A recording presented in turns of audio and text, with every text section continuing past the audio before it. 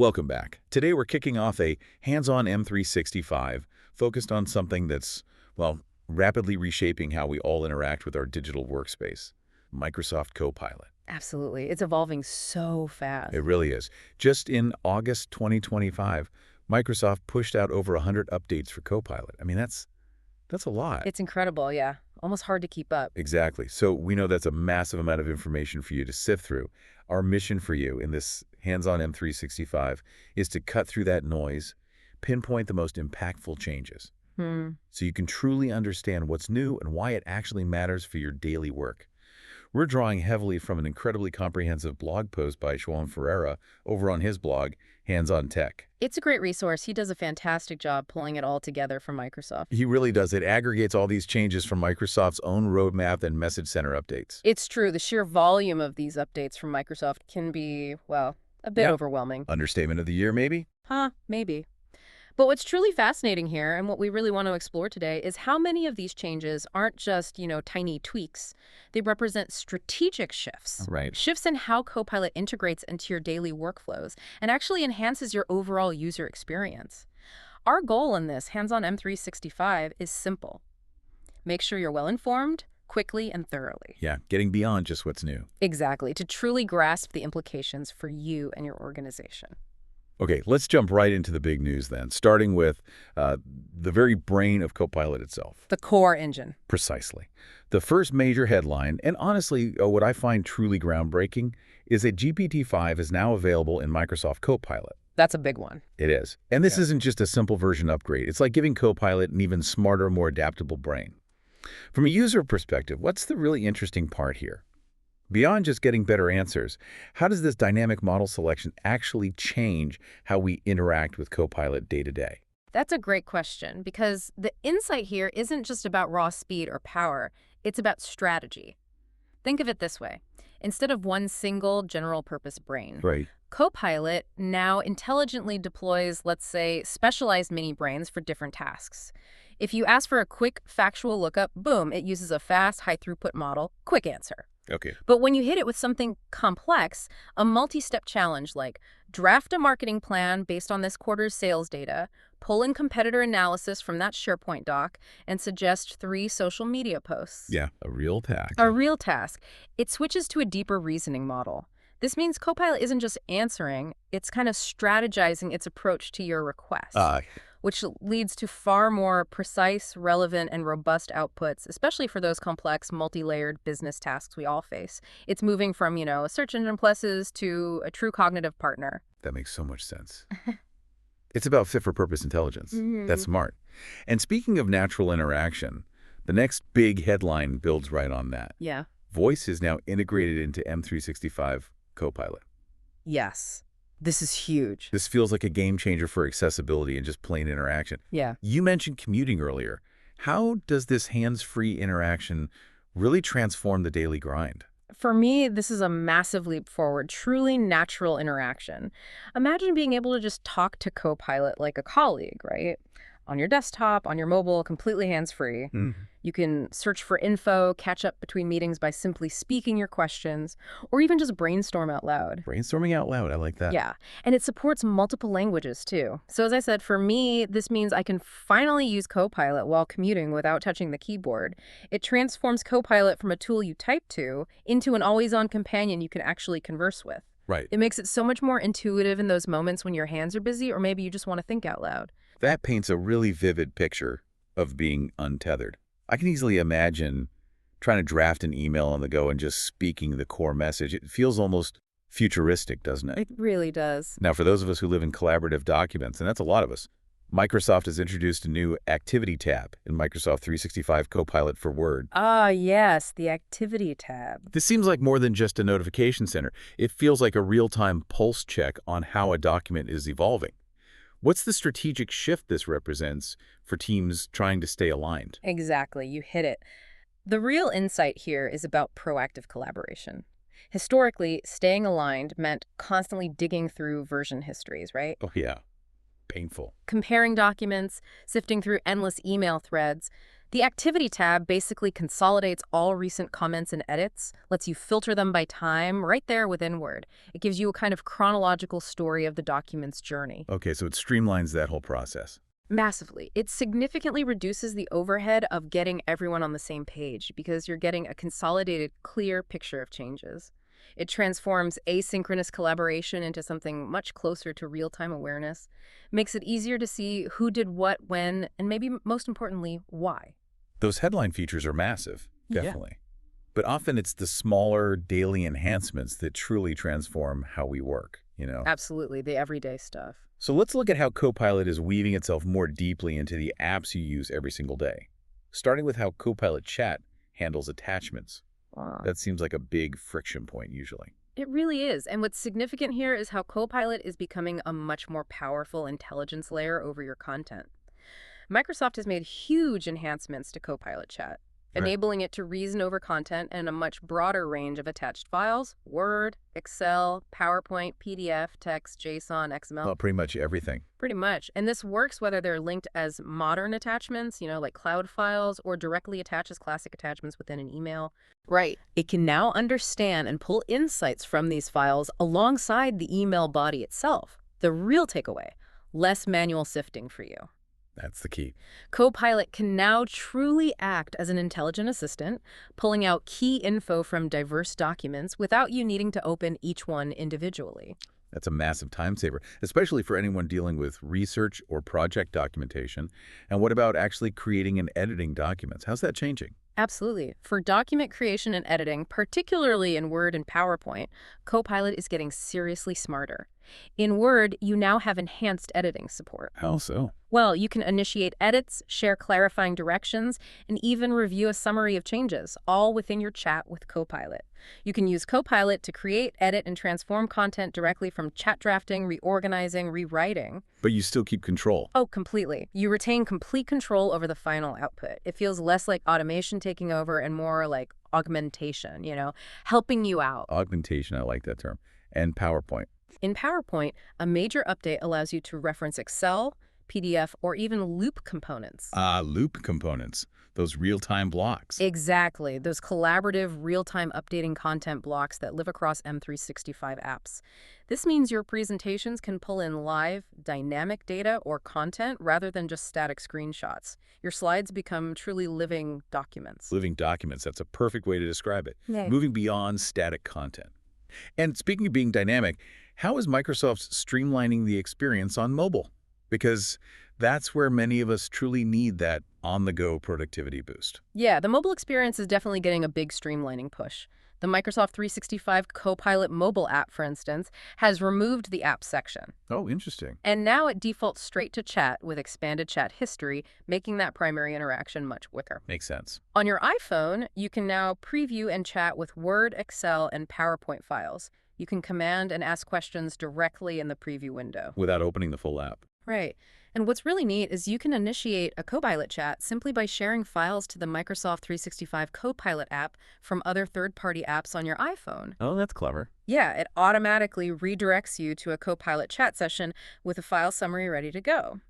The streamlined file preview experience for iOS is now really focused on quick previewing and chatting. And editing. Editing now prompts you to jump into the dedicated standalone apps for the full experience.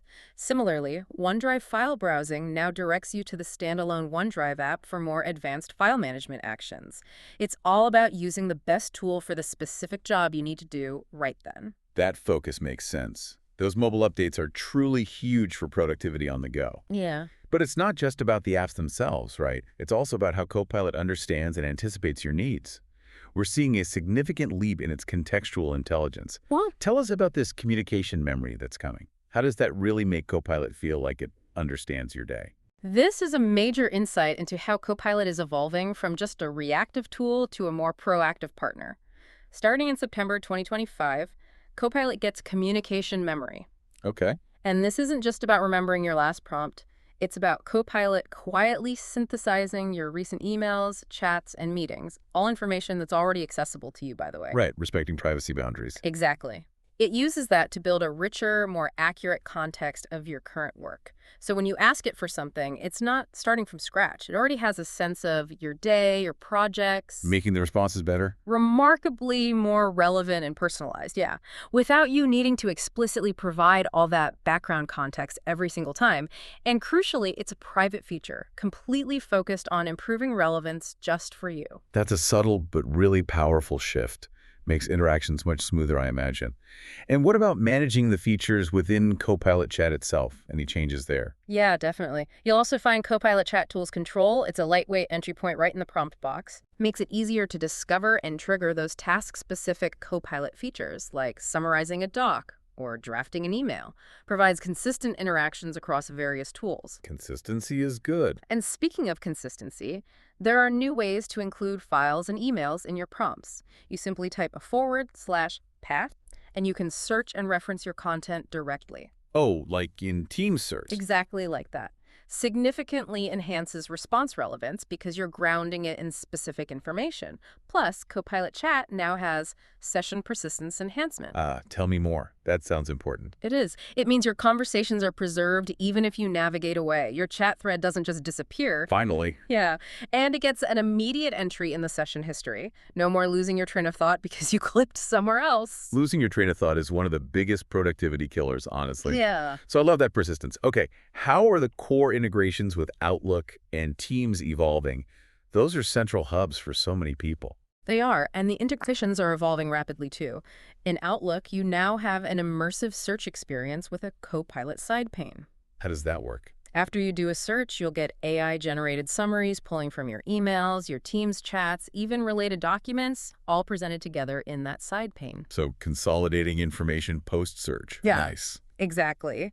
And Outlook Mobile is getting a Copilot chat overlay that's rolling out between September 2025 and March 2026. An overlay. Yeah, offering context-aware AI interaction while you're actually using email, calendar, and contacts right there on your phone. Interesting. And in Teams, I heard there's a new level of control for users, particularly around meeting data. Precisely. This is a big one for control and privacy. In Teams, you now have a user-controlled on-off toggle for Copilot during meetings. Okay, so I can just turn it off if I want. Yep. And when you turn it off, you're disabling not just the recording and transcripts, but also the facilitator feature. The facilitator. Yeah, that's the AI that actively summarizes key points, maybe suggests action items, or identifies discussion gaps during the meeting. So turning it off means you get full control over Copilot's active participation in that specific meeting. Got it. What's more, Teams Copilot without transcription is actually becoming the default for meetings now. Default is off for transcription. Default is no transcription. The conversation history will still persist during the meeting, so Copilot can help you in the moment, but you have to manually enable transcription if you want those detailed post-meeting insights in the recording. That gives users much more granular control over their meeting data and privacy. That's a really positive step. It really is. It addresses a lot of concerns people had. Okay, and rounding out the daily workflow enhancements, I understand there are some key updates for browser users and data enthusiasts. Yes, absolutely. For browser users, Microsoft Edge now lets you ground Microsoft 365 Copilot chat in Edge for Business. Grounding, what does that mean exactly? It means you can ask Copilot questions about your open OneDrive and SharePoint documents directly within the Copilot chat in the Edge sidebar. It understands the context of what you have open.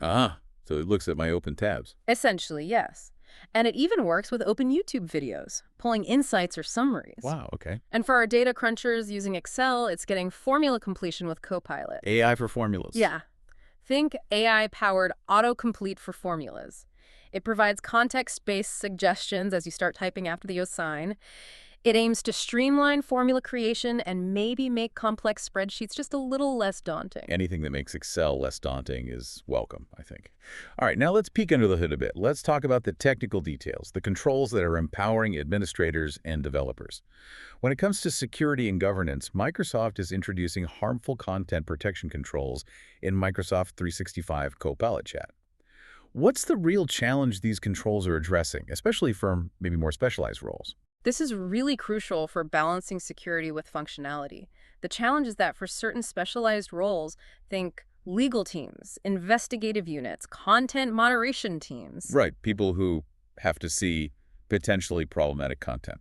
Exactly. Those users need to interact with potentially harmful or sensitive content as part of their actual job. These new controls give administrators much more enhanced power over how those specific users interact with that content. So it's not a blanket block. No, there's a new admin policy specifically for harmful content access. It's off by default, importantly, but it allows specific designated users to access it when required for their role. The insight here is about balancing strict security across the org with the operational necessities of certain jobs. That makes sense. Targeted controls. And beyond that, admins will also gain control for org-wide agent sharing and, importantly, lifecycle controls for ownerless Copilot agents. Ownerless agents. You mean like someone built a Copilot and then left the company? Precisely. Those Copilot agents, created by users who have since departed, this significantly improves governance and security by letting admins manage those sharing links and the agents themselves, preventing orphaned or unmanaged AI resources floating around. That's vital governance, especially as these agents become more powerful and widespread. But sometimes tighter controls can add complexity, right? Hmm. What's the trade-off here for organizations implementing these? It's always a balance, of course. The trade-off is often about a bit more administrative overhead versus significantly mitigating risk. These controls do add more options for IT to configure and manage. I work for admins. Potentially, yes. But the benefit is a significantly reduced risk of data exposure or misuse and much better resource management in the long run.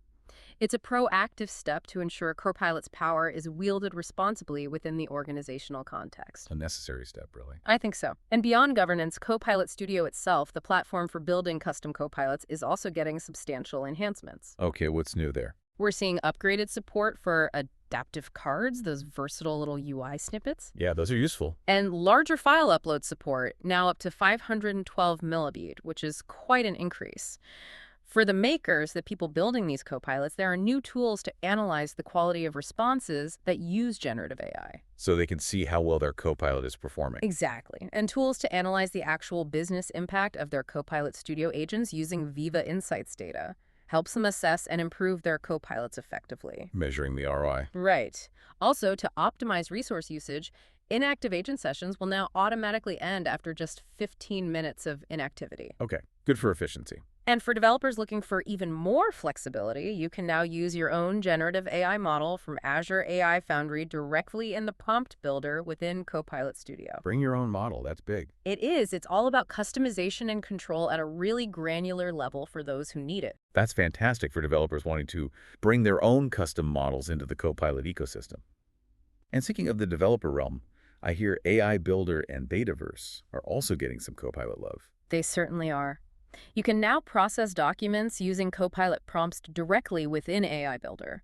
Helps you extract and augment information from documents more efficiently. Streamlining document processing. And there's new Copilot support specifically for finance and operations development within Microsoft Dataverse, aiming to streamline those critical business app development workflows. It's clear Microsoft is pushing Copilot capabilities across the entire stack, not just the end-user experiences we see every day. Absolutely. What's truly fascinating here, if we look at the strategic value for organizations, is how these controls, and particularly the analytics coming through Viva integrations, are empowering IT and business leaders with actual actionable insights. Can you elaborate on the new metrics in the Copilot dashboard? What's changing there? This is where organizations can really start to measure the impact and understand adoption. Copilot Analytics now includes an enhanced Copilot Studio Agent report, which specifically includes autonomous agents. Okay. The main Copilot dashboard is getting M365 Copilot chat adoption metrics. And critically, this provides insights on usage not just for your licensed users, Right. but also for your unlicensed users. Oh, that's interesting. Why track unlicensed usage? It helps organizations truly track adoption trends across the board, understand where Copilot might be most needed, perhaps identify teams showing strong interest before licensing, or pinpoint where there might be gaps in enablement or awareness. I see. It gives a fuller picture of demand and interest. Exactly. There's also a new unified exclusion list in Copilot Analytics.